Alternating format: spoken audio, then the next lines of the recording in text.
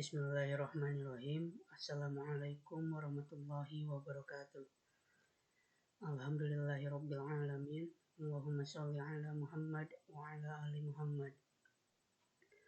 Perkenalkan, saya Muhammad Miftah dengan NIM 12120700062. Saya mahasiswa Prodi Pendidikan Fisika kelas 2B UIN Sunan Gunung Jati Bandung. Saya akan mereview perkuliahan pertemuan 9 dengan tema kajian fikih tentang sholat.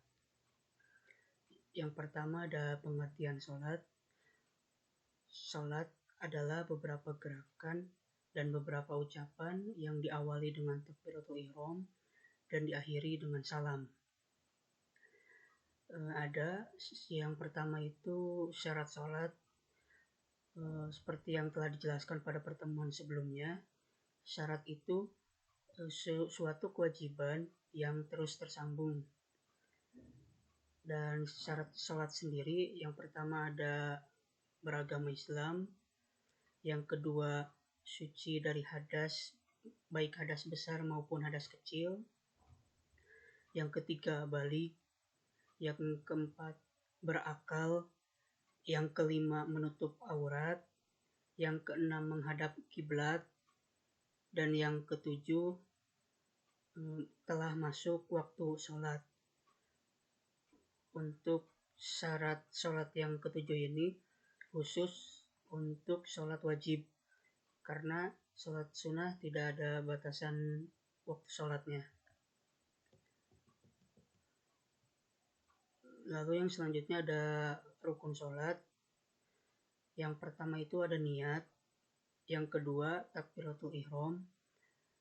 Takbiratul ihram ada dalil, yaitu mengangkat kedua telapak tangan sejajar dengan bahu, bisa di atas bahu dekat dengan telinga maupun di depan bahu.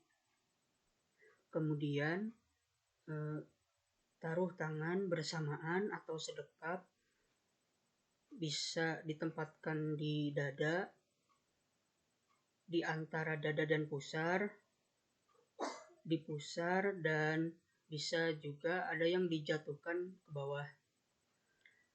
Yang ketiga, membaca surat Al-Fatihah. Membaca surat Al-Fatihah ini bisa dikeraskan atau zahar ketika sholat maghrib, sholat isya, dan sholat subuh, dan bisa dibaca lirih atau dipelankan atau sir ketika sholat zuhur dan sholat asar. Yang keempat, rukun sholat yang keempat yaitu ruku. Cara melakukan ruku yaitu menyejajarkan bokong dan kepala sehingga bokong dan kepala terbentuk garis lurus, tidak terlalu bawah ataupun terlalu atas. Pandangan ke tempat sujud, lalu tangan ditempatkan pada lutut dan diluruskan. Yang kelima, i'tidal atau bangun dari ruku. Setelah bangun dari ruku, tangan kembali takbiratul ihram, kemudian ada yang dijatuhkan dan ada pula yang ditaruh di dada atau sedekap seperti waktu takbiratul ihram yang pertama. Lalu yang keenam, sujud. Tata cara sujud yaitu kaki dirapatkan, jari-jari kaki dilipat, sikut tidak boleh jatuh atau menempel pada lantai seperti anjing. Sikut harus diangkat, tetapi tidak boleh kedua telapak tangan sampai terangkat dari tempat sujud. Lalu yang selanjutnya duduk di antara dua sujud. Caranya yaitu pantat berada di telapak kaki kiri, kaki kanan, jari-jari kaki kanan dilipat, dan kalaupun dalam keadaan sakit, bisa kedua jari-jari kaki dilipatkan dan pantat duduk di kedua tumit. Selanjutnya sujud kedua. Tata caranya sama seperti sujud yang pertama. Selanjutnya duduk tahiyat. Cara melakukan duduk tahiyat yaitu pantat berada di lantai, kaki kiri dilipatkan sehingga masuk ke dalam, dan saat tahiyat itu ada yang jari telunjuknya itu yang pertama bisa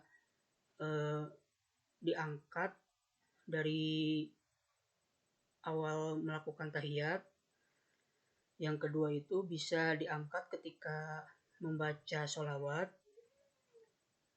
ketika membaca syahadat, lalu yang ketiga itu jari telunjuk digerak-gerakkan ke atas ke bawah dari mulai awal melakukan tahiyat sampai selesai.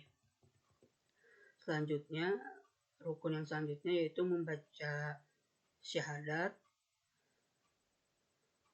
selanjutnya membaca sholawat, dan yang selanjutnya membaca salam.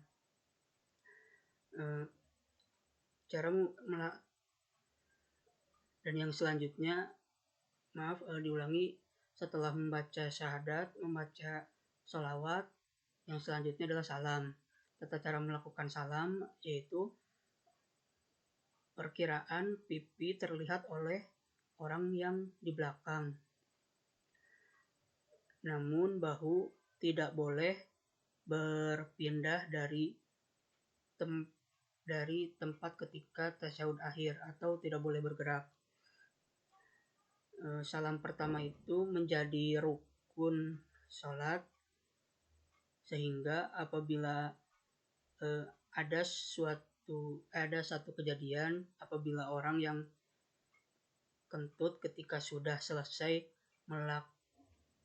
melakukan salam yang pertama, maka sholatnya tetap sah dan tidak perlu diulangi.